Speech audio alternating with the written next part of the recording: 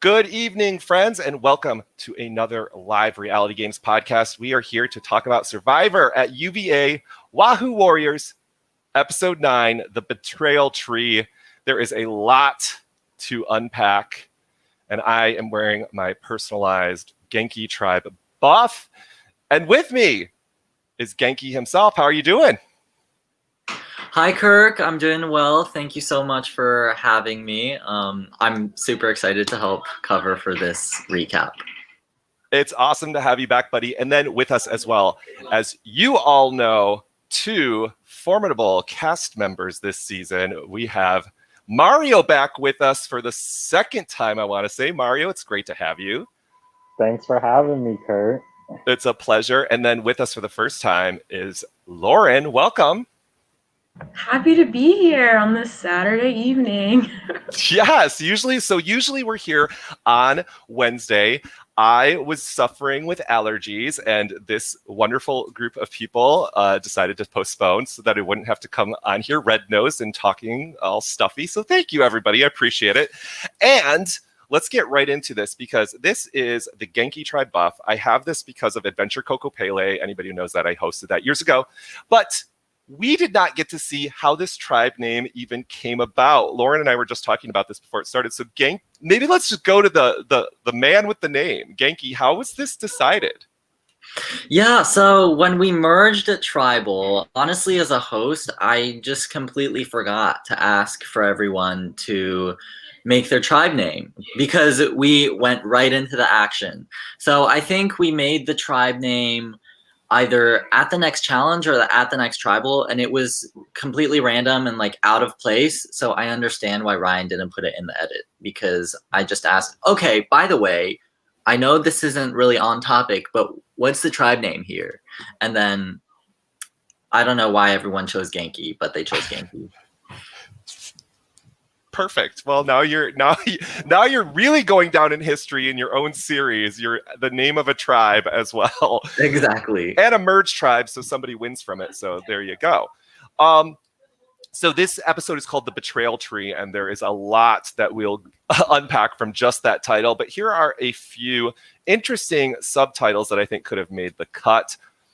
This is Gettysburg, and We Are the North, I think was a very metaphoric one from Mario, I believe, or maybe it was a combo.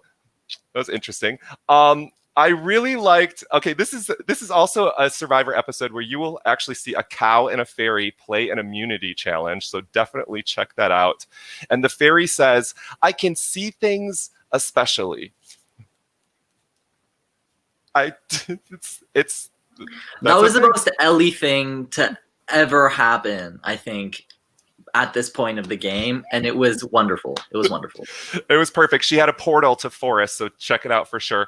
And then also, probably my favorite from Peyton, let's not say it out loud if someone's in the bushes. No, girl, somebody's not in the bushes, they in the tree. They're right there in the tree with you, Peyton. So yes, Peyton is the person voted out from episode 9.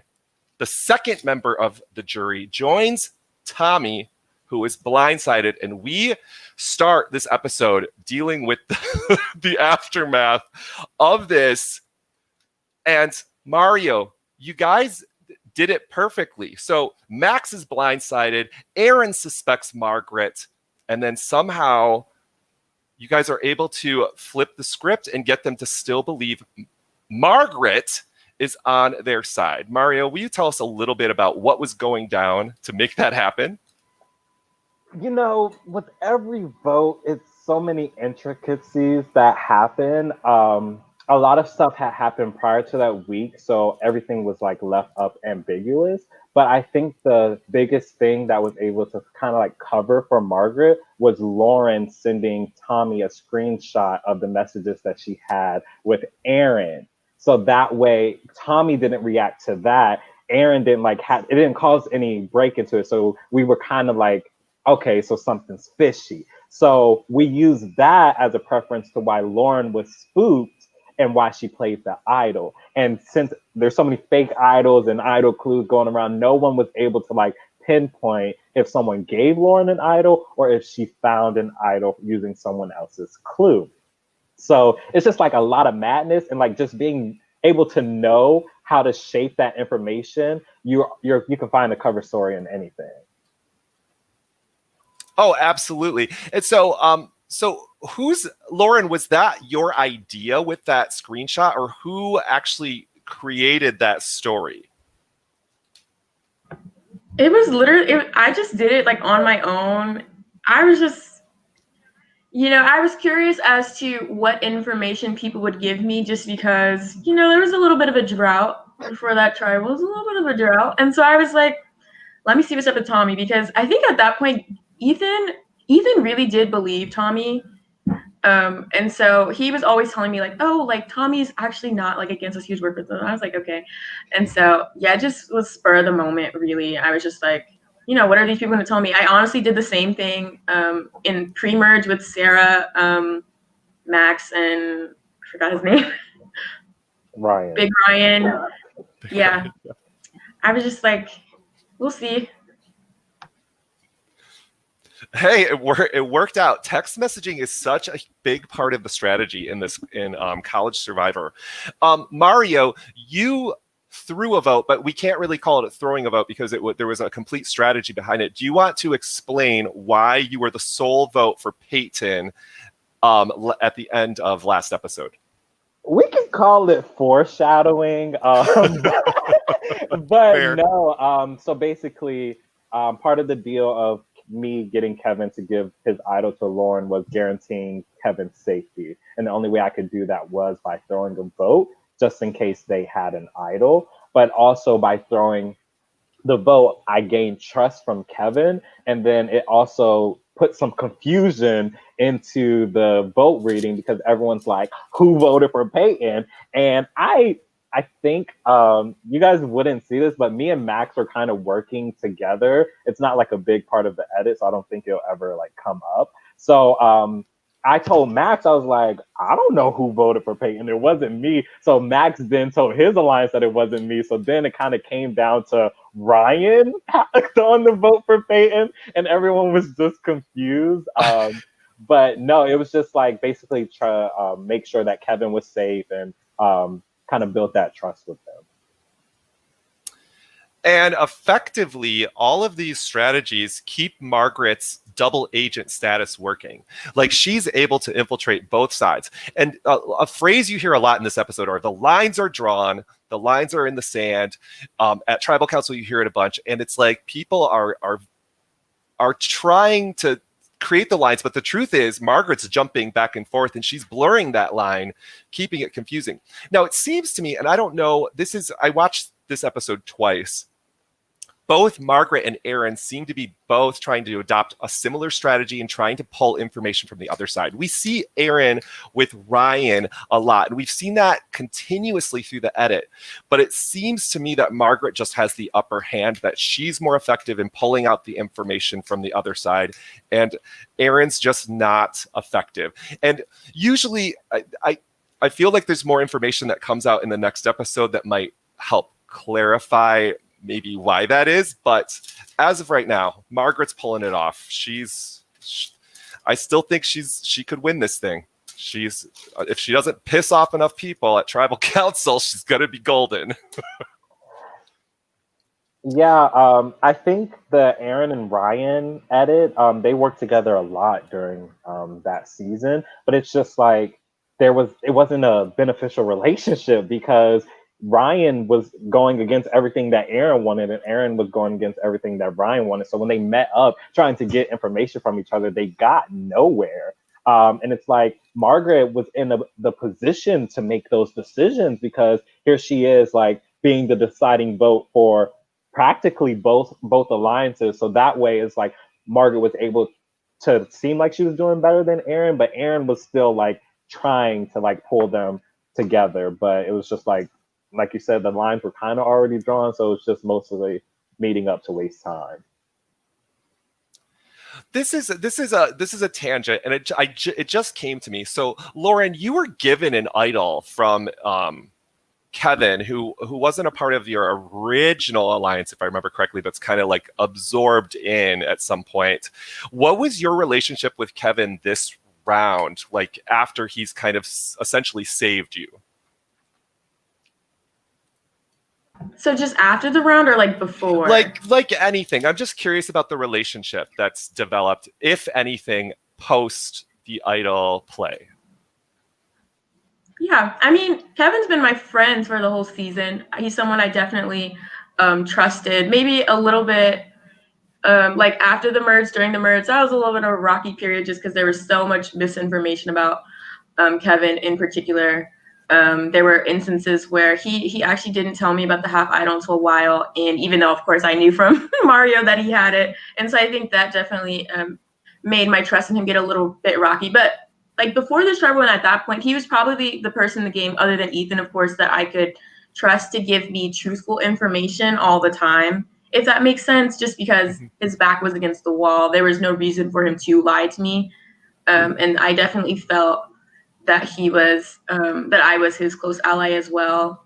But yeah, it was just a sort of, yeah, like, is it beneficial at all the times for Kevin to be my like number one ally? And then because of course I'm situated decently within this alliance and I trusted a lot in my relationship with Mario. But I definitely had a close friendship with Kevin, and we did talk strategy at points in the game that weren't showed, I think.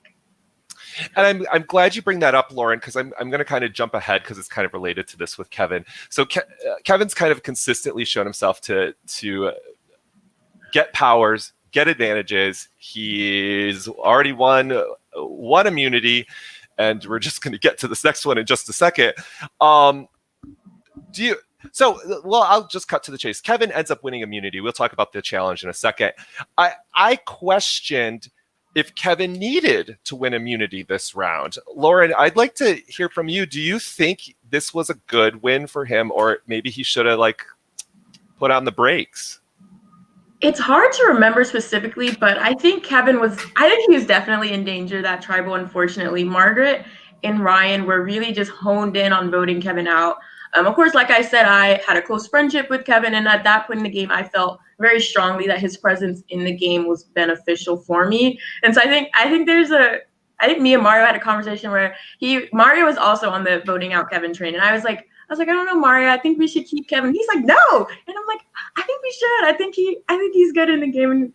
And he was like, no. But yeah, I think at that episode, there was definitely talk of voting Kevin out. So there's already inklings. And I think some of that, I don't know if you bottle up survivors and you try to sell the juice, I don't know if you want to win so much. Like he got that idol in front of everybody. I know it kind of had to be, but maybe there was a way. Could he have waited to the very end when everybody was leaving the room, still get it subtly? I'm not sure. But let's get to the Halloween counting challenge. Genki, what was the inspiration behind this? And the timing seems perfect. It was really fun with all the costumes. Let's hear a little bit about this. Yeah, so production, we tend to schedule things, or for season 4, we scheduled things a week in advance, few days in advance, like one round in advance.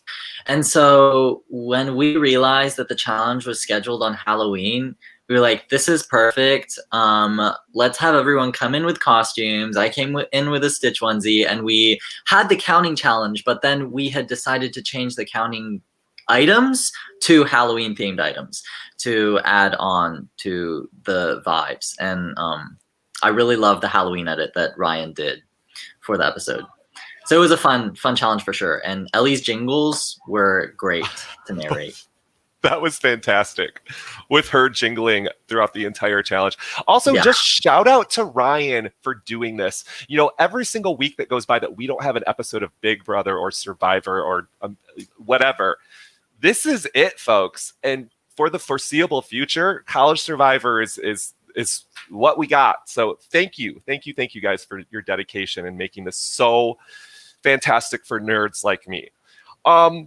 So really cool. It reminded me, this is kind of a shout out to my friend Travis Rindler, another podcaster. He hosts Home for the Holidays, which is a Big Brother holiday themed event. And this challenge really reminded me of the Halloween challenges in Home for the Holidays. So but what was possibly most interesting about this challenge is what goes down with Mario and Peyton. Again, these two.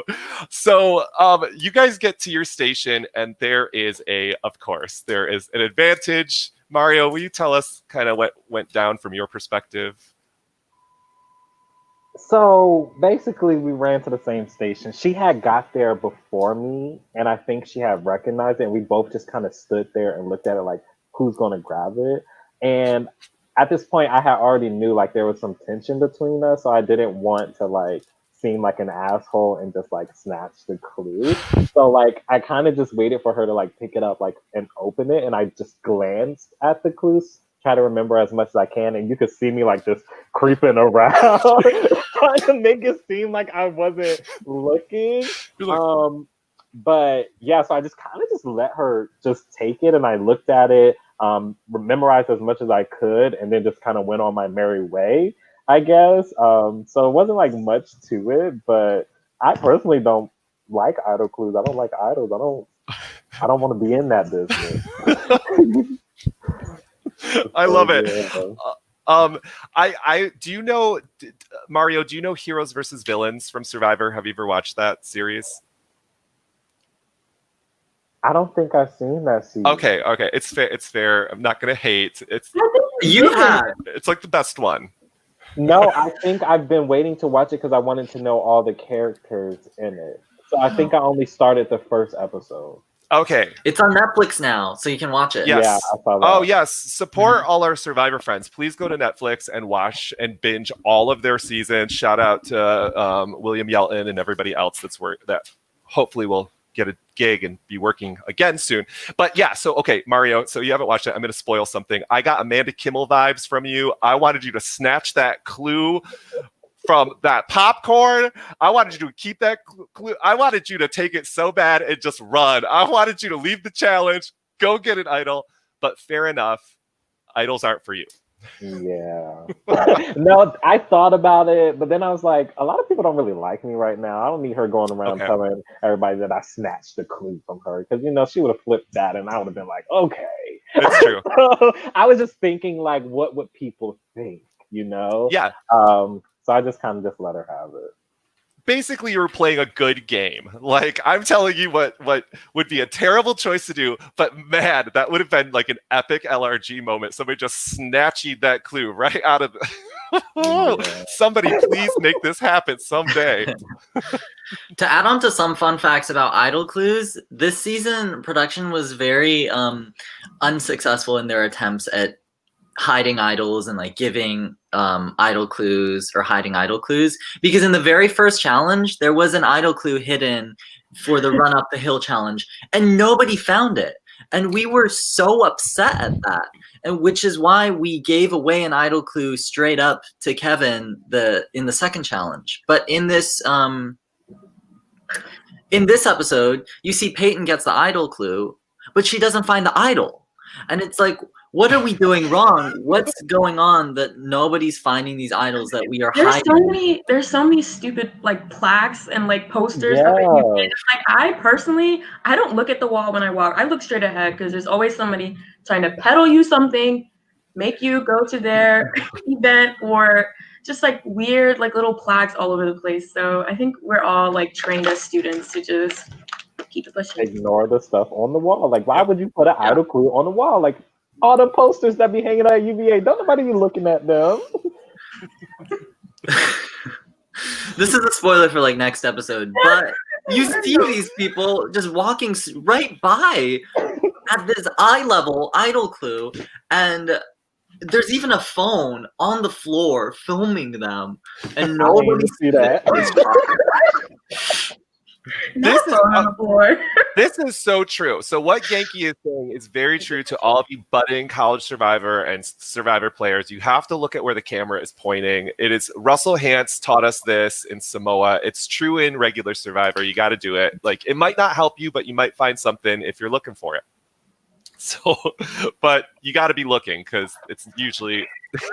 I like that idea, Genki, of putting the clue like in someplace public, like obvious to see, but it's hidden in plain sight. That's nice.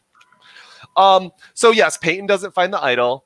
Lo and behold, there are some things maybe she still could have done, because here's the thing. This is the second time Peyton's been foiled by Mario with idols. Like, I can't believe this happened. So the first time, if you don't remember, her friend exposes the idol in the what's it, not mess hall, what's it called? Dining hall. I'm so sorry if that's the dining establishment. And then Super Mario Brothers Alliance, they scatter. Mario heads over there, finds out. And then once again, this time, no friend needed. There's the idol clue. And Peyton does not find it, even though, Peyton, you probably still could have lied that you had it and maybe scared people not to vote for you. Just saying. Sometimes that works, but who knows? So this is where the episode, in my opinion, the mood and tone changes. In fact, Mario, I think you're a good litmus test for like the tone of the season. Like your mood is kind of like running the through line of the entire season. So stuff gets real, stuff gets serious, and I want to take a moment to kind of unpack this, because I want to talk for a second and then let you guys talk. But it gets a little personal. Peyton starts listing favorites to least favorites, basically. That's how she's identifying the cast. It's less strategic and more about like, who do I like versus dislike. She mentions that she sees you as fake, Mario, which I think is a funny comment in a game that's about being duplicitous at times and having a little bit of deception. And she doesn't like that. And that's the term she uses. I think she means she doesn't like it in the game, but that's not the term. Those aren't the words being used, right? So there's another aspect that comes out. I just want you to have a chance, Mario, to kind of address that fakeness that she accuses you of at one point. I think, I don't know. I can't like begin to like claim to know what she was thinking in her head during the time, but I knew like during the season, I thought we were on the same page. I thought we were like very cordial, like nice. At the challenges, I would sit down next to her, we would talk, blah, blah, blah. But then running it back, she hated me. And I'm sitting here like, what did I ever do to you for that to like come up? And I mean, you see it with a couple of the people, like Tommy in a couple of episodes ago say he wanted to beat me up. And I don't think I ever spoke to Tommy like during the season. And it's like, you see these people like reacting to me without me actually like knowing. So I'm hearing from Margaret, I'm hearing from other people that these people don't like me. And I'm like, well, what did I do? So when I would see her in person, like I would try to like sift it out to see like, is it like true? Like does she really like dislike me or whatnot? But as you see, like even at the accounting challenge or one of the challenges, I'm sitting over here just joking with everyone, and she's mean mugging me out the corner of her eye, and I'm like, well, I didn't even like pick these things up, but I'm hearing other people like, oh, Peyton really doesn't like you. She's talking about how she goes to her confessionals and she's talking bad about you. She started off with Sarah, then she went to you, and she talked about Lauren, and it's like, well, baby girl, where's this energy when we're in public, like, you know, and you're calling me two-faced. Like, I'm just sitting here trying to have a good time. Like, I'm not even like messing around with anyone or like deliberately trying to make people upset, because I'm already in a fragile place. Like, everyone's like getting a whiff of me, so why would I intentionally go out to make people upset at me, you know? So I'm just sitting here trying to move along the boat, you know, keep it moving, and she just doesn't like me. And I tried to like talk to her to see, because like then it went to one point, I think it was at the county challenge, where I just like didn't say anything to her, because like, if you already established that you don't like me, I'm not going to continue to try to get you to like me or open up to me. So I just stopped like speaking to her altogether. And I guess you get what tribal will happen, you know? So I generally don't know like what I did. She claims that it was like the first challenge where me and Ryan decided to carry her as a team. And that's when she disliked me, because she didn't like me making that decision, but it was me and Ryan who made the decision. And then she says that I didn't do anything in the second challenge. After I scored a point, while she scored 0 points, I was just confused because, you know, we only scored 2 points and I got one of them. And she kind of said I was just running around. And I'm like, okay. So then it's just like she named all of these reasons why she didn't like me, but it's like, you're the only person that's feeling this way, you know, like you're the only one that's looking at it in a negative light, I want to say. So I don't know, like I said, I can't really begin to go deep into what she was thinking about me. Okay, But that's fair. Yeah. Yeah. I feel like there's a little bit of projection going on in the sense of she's getting duped by the game. The game, like you found out about the idol, you see this other, you're kind of like every time, like one-upping her in the game. And I think she's taking that game thing, like you rolled a 6 in Monopoly and you should have rolled a 1. And she's making it personal. And I don't know, but we'll get more into like that in just a second. I'm going to let you guys talk. But basically what happens is the lines are drawn and we see the two sides meet. We see one of you guys meet in the dining hall and the other group meet in the betrayal tree, which I can't wait to talk about.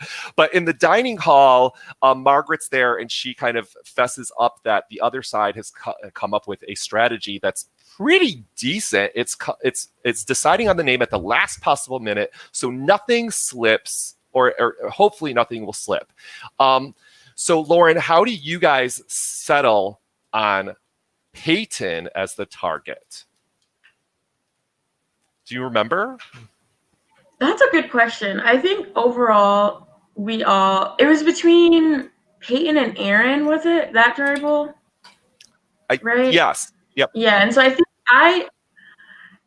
it kind of comes down to a similar thing as what happened with Sarah. It's like, okay, do we play the game as like would be best for us strategically, maybe, because everyone pretty much saw Aaron as I'm not going to say only, one of the main like strategic kind of figureheads of that alliance, where Aaron's making connections. She's reached out to everyone. And so Aaron would, of course, be a good pick for that. Or do we pick someone who has on many occasions like just been sort of rude to particular people? And I know overall, like, no one was a big fan of Peyton and that alliance, as probably came across in the episode, especially Margaret. I think she was really like not wanting to be a part of an alliance that would kind of stoop that low, because as she sort of told to me and Mario, that pretty much all their alliance meetings sort of spiraled into like personal comments against I don't even remember if it was like mostly Mario or in like some of me, but it was very clear that there was like a personal vendetta there. And so I don't necessarily remember the conversations before Tribal, but there was a very small short meeting where like Margaret comes to us and shares, you know, who was sort of picked out of the bag. Of course, it was me. I was not surprised that fate would do this to me. And then of course we learned later that Max took Mario's name out the bag. Let's unpack that. No, I'm just playing. But yeah, I think at some point some point before Tribal, it was just clear that like Mario and I particularly like didn't want this person in the game. So we chose to make a personal move, you might say. Yeah. I mean, there's not much you can do, Lauren. If somebody's coming at you personally in the game of Survivor, if you keep that around, if it's a personal thing, it's always going to be there. And there's nothing you can really, I mean, you can try, right? But I don't know if trust would ever be there at that point, at least in Survivor. So that's good advice for the future. It's like, try to play the games, I think, strategically as often as possible, especially if you want to win at the end of the game. So we get a clip at the betrayal tree, and like you said, they put all the names in a bag. They pull a name out, and it's Mario. They whisper. I still love that line. Let's not say it out loud because somebody in the bushes might hear. Were they not thinking about that, like right there? I even thought a better strategy would have been to take the name out, and then like wait until like you're at tribal council and literally like maybe just like flash it to people and be like, this is the name that we agreed on. It would like show everybody the lines and it would have proved that in front of everybody that Margaret was playing both sides. I think everybody knows, but I think exposing that would be good for a handful of other players in the game at this point, which doesn't happen. So, okay, so Tribal gets real. I just want to have a candid conversation at this point about Tribal Council. And I think not really about Tribal Council. I want to talk about what it's like to be a Black person or a person of color playing a social game at this time, and what it's like, I think, for you, Mario, being at Tribal Council, and you are a target. How did you find out about the target? How did that make you feel? And your kind of breakdown of this Tribal Council. Well, it's a lot. So I think when I found out it was Lauren, because I believe Margaret just sent us a text message, or she told us before Tribal started, so like there wouldn't be any shocker, even though we knew we had to vote.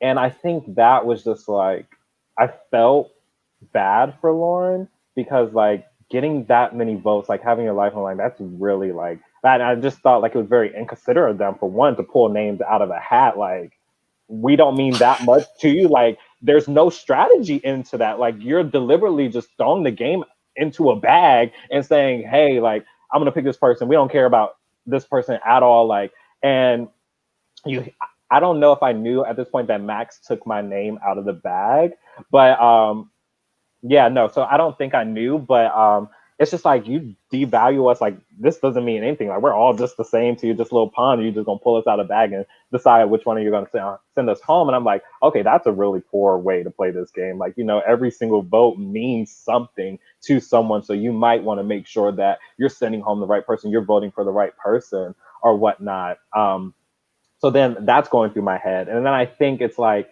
at Tribal, hearing how everyone's saying like the lines are drawn first years versus upperclassmen. And I'm like, that's not the case, because you see Ryan's meeting up with Aaron, Margaret's meeting up with the upperclassmen. You know, there's all these other conversations going on. I know I was talking to Max, and you guys are coming to Tribal, and you're like, okay, the first years decided to gang up against the upperclassmen. I'm like, that's just not the case. You guys deliberately decided to get together because you thought there was alliance forming, but in all reality, the first years, we weren't in an alliance. It was simply a voting block. Like, it was me, Margaret, and Ryan, me, Ethan, and Lauren, and then Kevin just tagging along. And like, we just kind of got together and just started voting. There was no like, we're going to the end, we're going to the final six together. There was no discussions of this alliance. And I guess you see that in the next episode, because the lines were simply not drawn. So I'm sitting here listening I'm like, no, you guys decided not to interact with me, Ethan, and Lauren. You guys just thought like you're going to just talk to amongst yourselves and then just like meet up and do all of that. And I'm like, okay, so since the lines are drawn, then like I said in the next episode, like, why do I have to pretend like we're friends? Why do I have to keep up this facade and just let you guys walk all over us and like say whatever you want? So then I brought it up. Like, if the book is right on open, then we might as well start reading. You see in the previous, like, Ryan did a great job with the editing. He tried his best to like show how so much stuff was being said, but it wasn't enough. This started back at day one when we're pulling up all of these like micro. I would say if I didn't align myself with Margaret and Ryan, I would have been gone on the second vote. And you see this in the show, how Black people are constantly going out early, because just like the implicit biases that white people have make them less inclined to work with us. We're automatically untrustworthy. We're automatically like expendable, because you know you don't feel like you can be in alliance with us. So I'm experiencing all of this. Then you have outside, we're at a PWI. UVA had terrorists on our lawn the year before. We're living in such a racial climate, and then you're going to come up here in Tribal and you want to act like that doesn't transcend into the game. And I'm just sitting here like, how dense could you be? So at this point, I'm just hearing, and you can see I'm pretty silent during this Tribal. And then I'm just like, you know what? Fuck it. So you see I lunge out and I like start saying stuff, but then the first year in me, like, I had to pull back because I had to realize like what exactly I'm doing. So a lot of people say that I didn't have an argument to uphold, and I'm like, I do. But when you're going up against a whole tribe, like, what am I supposed to do? So then we transition from why are you picking Lauren and Ethan to vote out into everyone talking crap about Ellie all throughout the week. And then as soon as I say, Ellie, people voted for you, least deserving to be here. And then everyone's like, breaking their necks. Like, I said something that was out of pocket when literally every person, and even Ellie said it, that like, you can pull the clip. Ellie said it herself. And I'm like, why is everyone so upset? So I'm sitting here looking around, everybody's responding to me negatively. And I'm like, but you each said this out of your mouth. So why are we going around the back talking so much crap about someone? And then when I say it out loud, I'm the bad person. You know, and especially like with Margaret, I'm like, y'all, we literally sat together, kikied and ha-ha'd about how Ellie didn't deserve to be here. And then when I say that, Travis, like, it's such a problem, you know? And then I think it was like the gaslighting for me, how they tried to flip it and say, I didn't receive any votes. But you can see in every episode, somebody was trying to get me out. I knew it. I just couldn't say that I knew it because I wasn't supposed to let people know how much knowledge was coming towards me. So it's like, yeah, I know you guys are trying to get me out, but you're like, okay, you never received any votes. So where's your basis for your argument? I'm like, okay, so Lauren received votes. And then that's when we switched to Lauren. I'm like, what does Lauren do? She giggles. Like, she doesn't That's funny.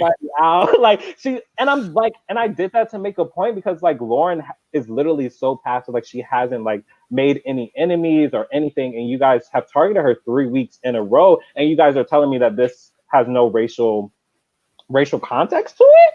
Come on, like, so, and that just like pisses me off. And then it's just like, okay, there's no point. Like, I'm talking to you guys aren't listening. So I'm gonna just like end it right here. And at the end of Tribal, you hear me say like, vote me out. Like, I'm done playing. Like, and I was dead serious. I didn't want to play with these people anymore. I was tired. I'm like, okay, like, there's no point in me playing this game with you guys anymore if I'm not even going to get the opportunity to work with anybody due to these biases that you guys have. Like, I'm not going to continue. So I dead ass wanted them to vote me out. And then you see like no one votes me out, which is, of course, in my mind, I'm thinking, okay, like, what does this mean? Because I didn't play Survivor before. So, but you know, like, once plans are established before Tribal, it's kind of hard for them to mess up. But it was like, I wanted to leave. Like, I said, I'll sit my happy ass right next to Tommy on that, like, on that jury, because y'all didn't want that. Because I'm gonna eat you up. Like, like, no, none of y'all are gonna win if I'm sitting on that jury. So, yeah, so that's just like, what happened?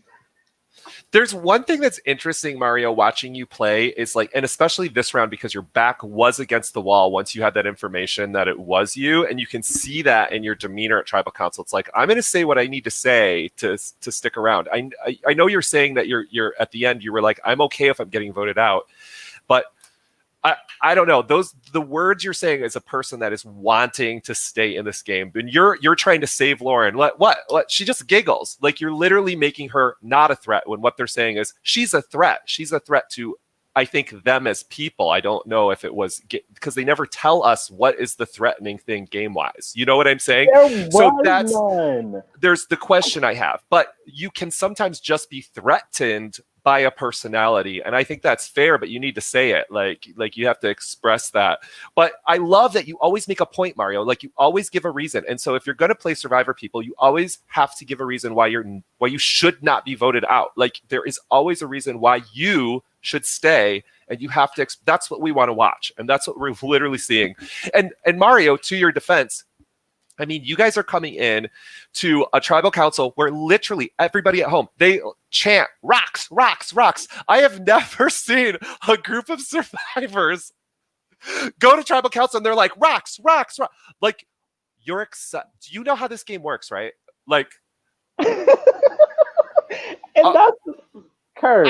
I'm so confused. I'm like, $1 million where I'll say this as someone who at the merge, I was down for rocks. I didn't care.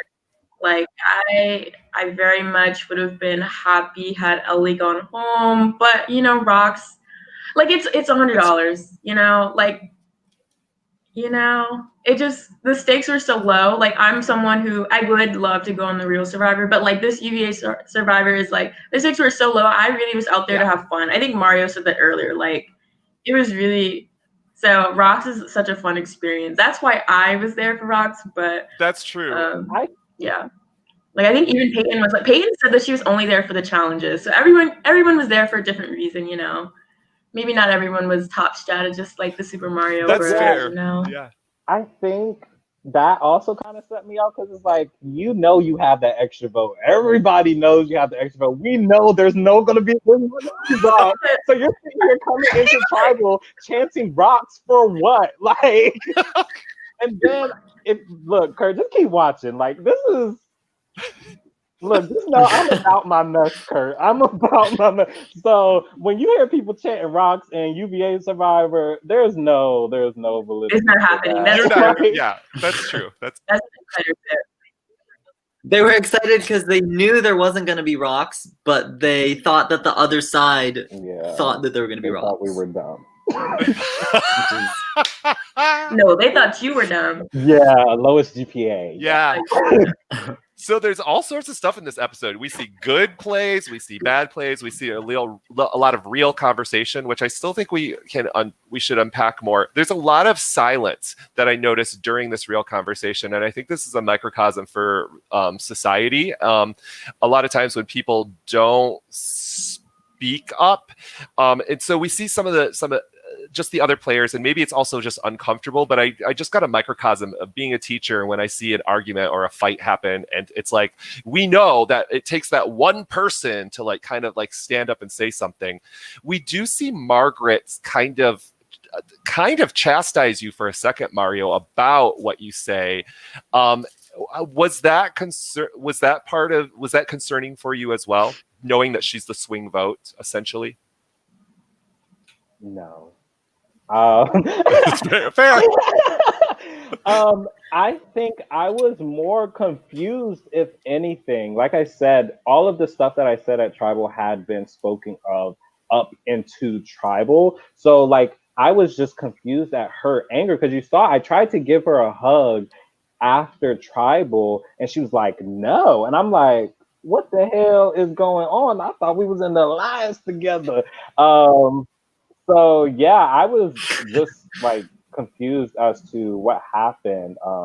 But like a lot of people thought I was making a game move at Tribal. So she thought I was just trying to blow up her game, and she didn't like that.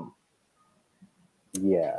So I didn't see like her reactions during Tribal because I was just looking at Peyton and Ellie and Aaron the whole time. Margaret was on the other side of the bench. I didn't see her and Ryan like whispering and like showing upset. Like, and I said that to her. Like, I didn't notice like them like reacting poorly to what I was doing.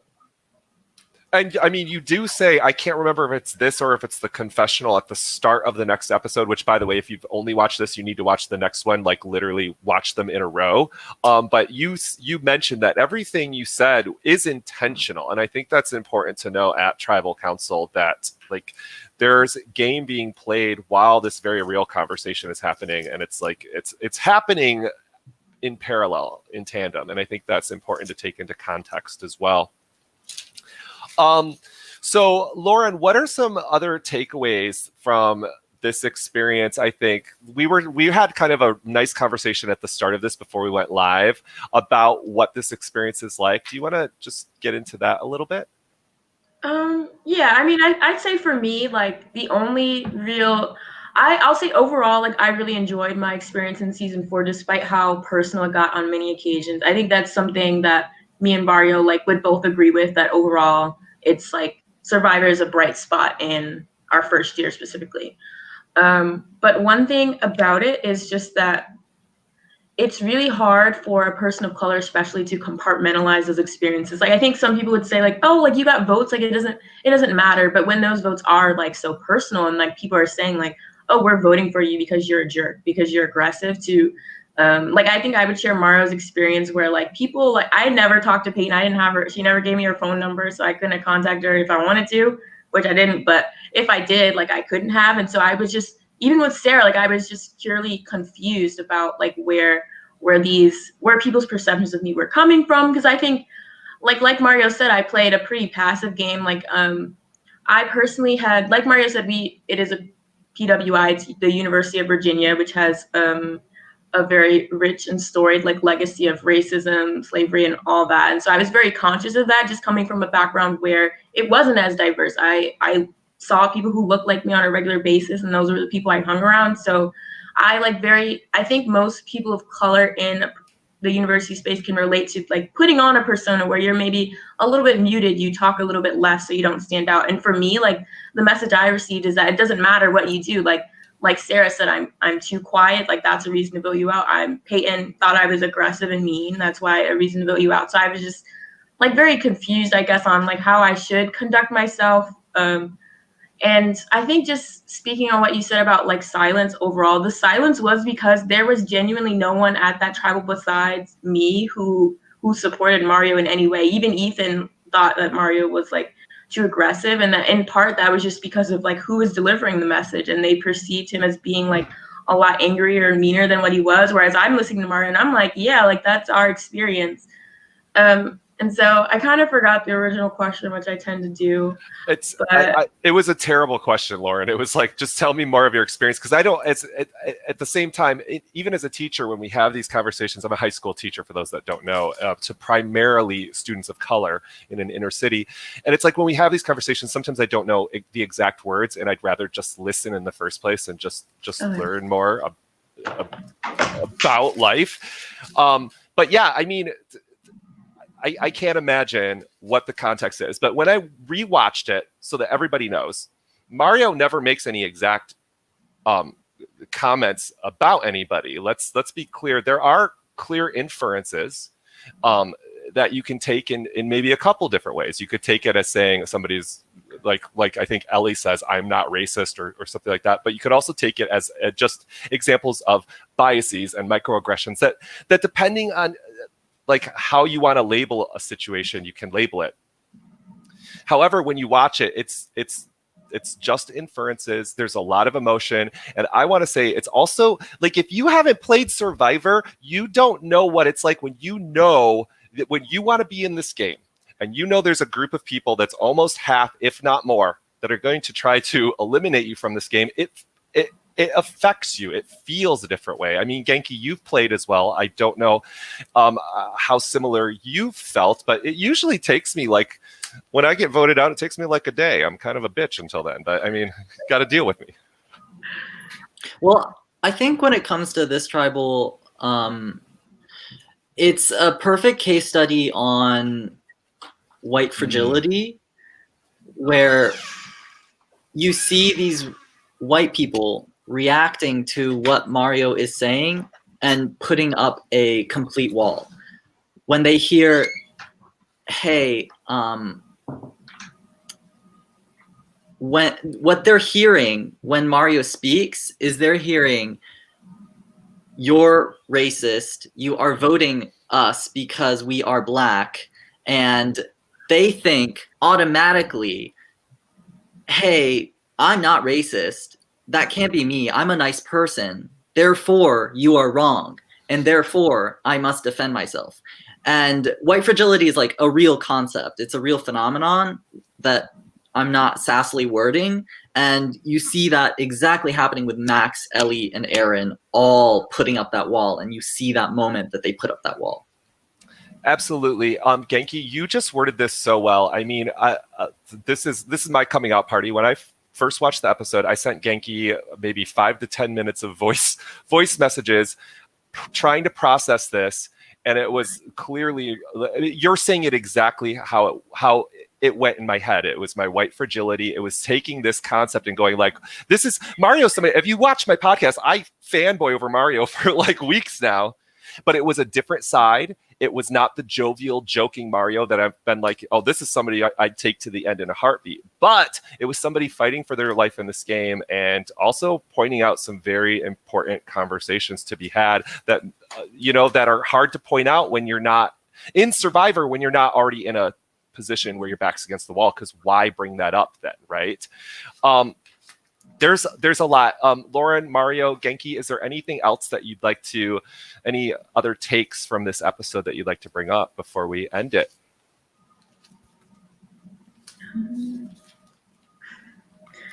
Yeah, it's hard to talk about it without bleeding into the next one, you know, but I'll just say for me, I was disappointed, like, watching it, the things that I wasn't present for, especially, I think the race card comment was just really disappointing, like a disappointing takeaway. I like to think that everyone maybe is, like, different now, and that, like, there's a new perspective. Because I know I personally, like, am watching the show, and I'm like, dang, like, was I really like that? Like, just because it has been 2-3 years. Like, I was 18 when I played it. I'm turning 21 in a few days. So it's just very crazy to think of that version of yourself. Cheers. Soon. No, I'm just saying. But yeah. Yeah.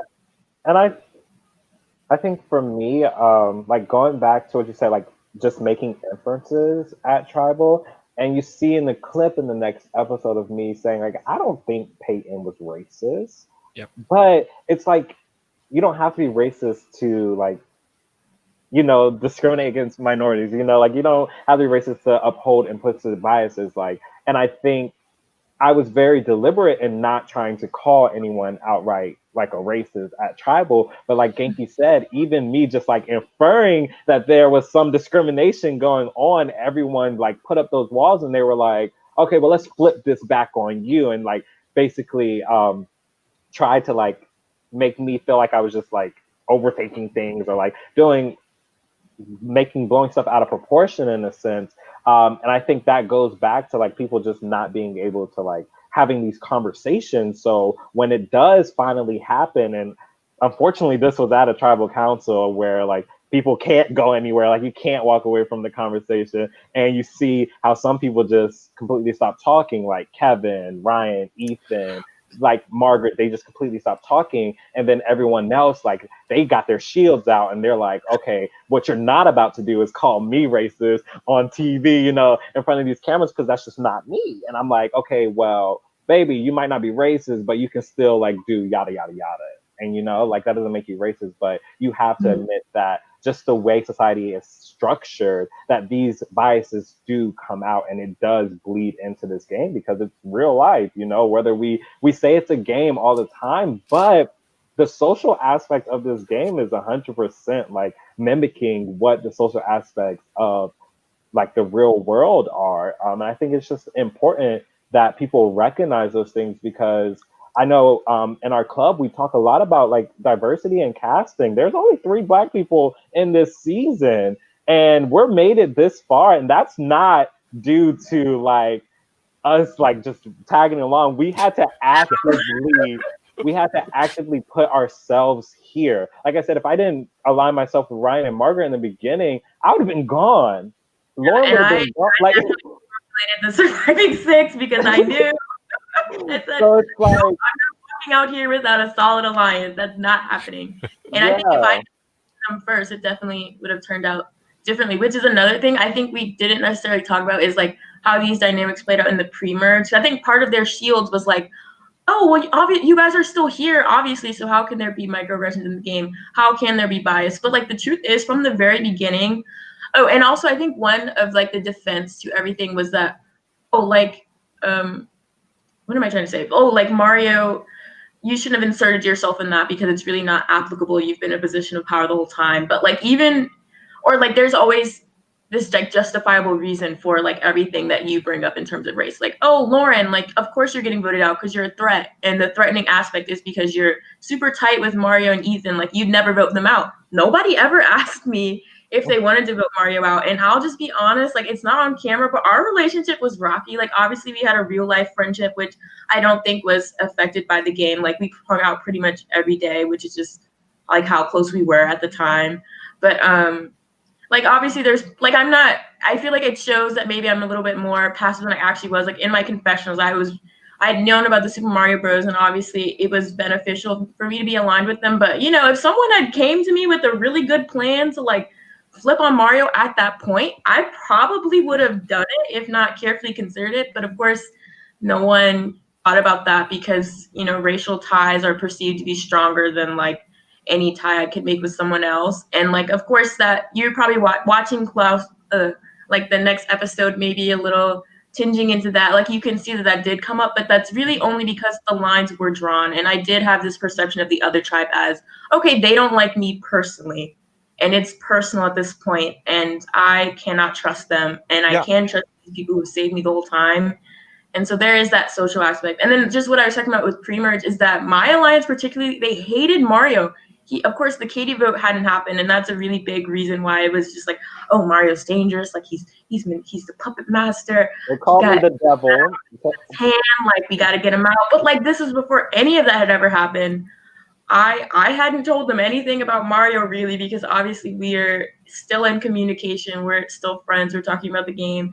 And I was just very surprised about the language that they used to describe Mario to me. And I, of course, like Mario's my friend. I'd be a fake person if I didn't run back everything like they said about him. And I know he was really upset by people saying like, oh, Mario's a devil. Like that was one for me. I was just like, what? Like, why are you saying that? You didn't do anything. And it's just like minor comments like that like we're unpredictable, we're untrustworthy when you don't even know us. It's just something that like wasn't shown on the edit, and I understand like why it wasn't shown because it is so like subtle, and obviously you can't include every random clip of like Jim, Joe, and Bob like calling us aggressive or whatever. But it was a real thing that went on in the game that we heard about, and of course we have access to the clips now, and like all the transcripts especially, and so we know exactly what people were saying about us behind closed doors, which is a very interesting thing, I think, to grant someone who, like if you know someone was talking bad about you, I don't know. I'm a nosy person. Of course, I'm going to go back and read it. I don't know if you went back and read things, Mario. No, I did, and I think I had to stop because it was just like so bad. It was like, dang, I don't even know you like that. Because I think like for this episode especially, before we had solidified Peyton, Margaret had met with them as a group, and Peyton just goes in on me, and Margaret like meets with me after, and she tells me, and I'm like, okay, she has to go at this point because it's like you said, it's personal. Like there's no turning back. So that's when I like cut all communication from her because I'm hearing that you're ranting on me about in your confessionals about me. I'm like, baby, I don't even talk about none of y'all. Like I talk about me. It's my confessional. Like, and to hear that people are actually like talking mad shit, I didn't want people to go back and read that I was talking crap about them, so I didn't even like bring it up in my confessional and stuff. I kept that to myself, So the fact that people were just so comfortable like being so mean and rude and like talking mad crap, like you wasting your TV time talking about me. Yeah, it couldn't be me. I'm gonna talk about me. I'm gonna get every second of my camera time, and it's gonna be about me, and that's it. So like I'm just hearing, and I can't speak on it, and I think that's what bottled everything up. Like just having to conceal all that information because I'm not supposed to know it. I didn't want to blow Margaret cover because who else is going to be telling me that Peyton's talking crap about me? And everybody just sitting there, hee hee ha ha, and letting her go, and then getting mad at me for trying to vote her out. I'm just confused. Was I just supposed to just like continue? Like, am I supposed to like just choose strategy in that sense and just like, okay, yeah, all these people hate me. I ain't do nothing to them. I don't know how much they know about what I'm actually doing in the game. And I'm just hearing like Margaret, Lauren, Kevin just coming to me, telling me that these people just, I'm getting underneath their skin. I'm like, what's going on? Because are we playing different games? Like, I'm sitting here thinking, I'm just giggling, like talking to people at tribals and challenges, and like we're having a good time, but you running back to your confessional is popping off at the mouth, and I'm like, okay, well, I guess there's nothing more I can do at this point.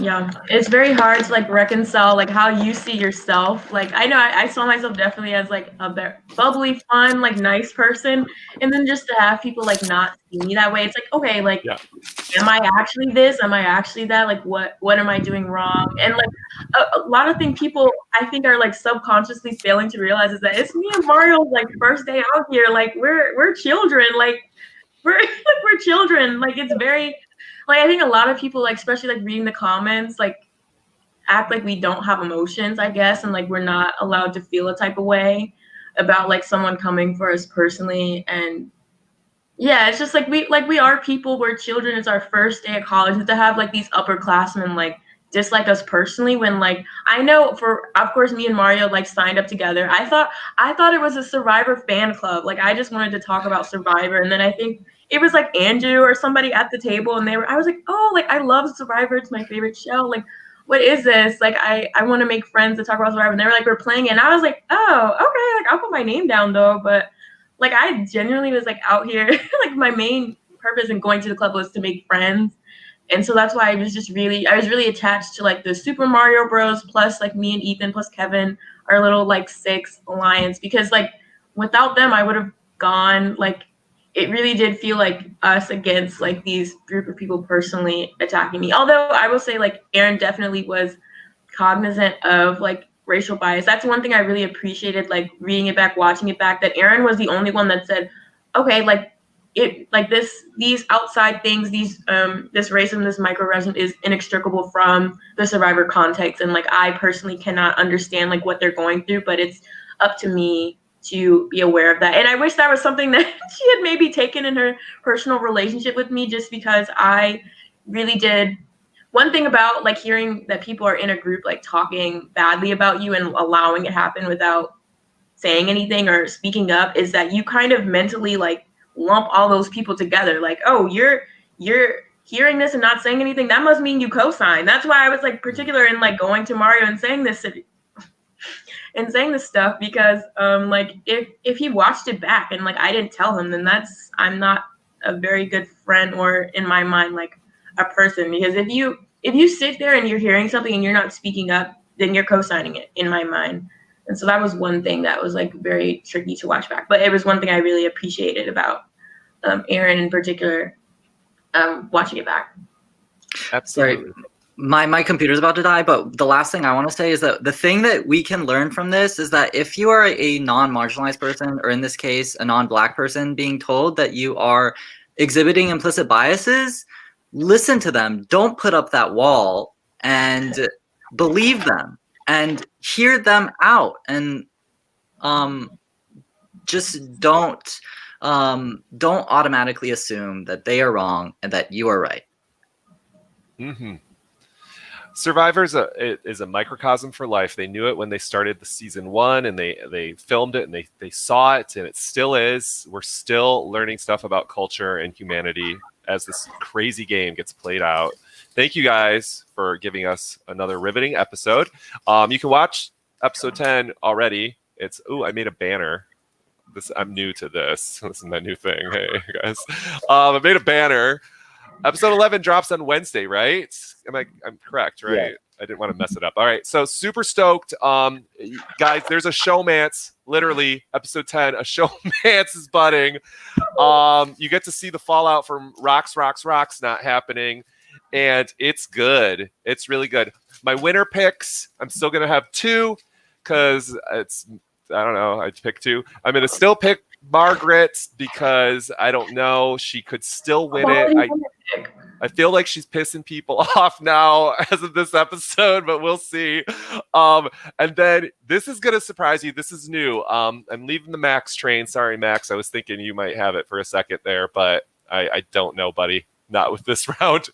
That vote needed to work, Max. My next pick is actually going to be Ethan. And here's why. Ethan is silent but deadly. I feel like he can like maybe sneak through to Final Four and then actually win an immunity challenge and get to the finals. That's like, I think he could, I don't know. Let's see. I hope I didn't curse you, Ethan. Sneaky Ethan. Sneaky Ethan. All right. So this was a blast, guys. Thanks for rescheduling. And I will see you actually in just a few days. In just a half an hour, we're going to drop an episode on Backyard Survivor. How cool. Samara is still in it. Samara, you're my girl. I called you on episode 1. I didn't curse you. You're still in it. Nobody knows about your idol. You better play it right. We will see you in just a few days. Thanks, Mario. Thanks, Lauren. Thanks, Genki.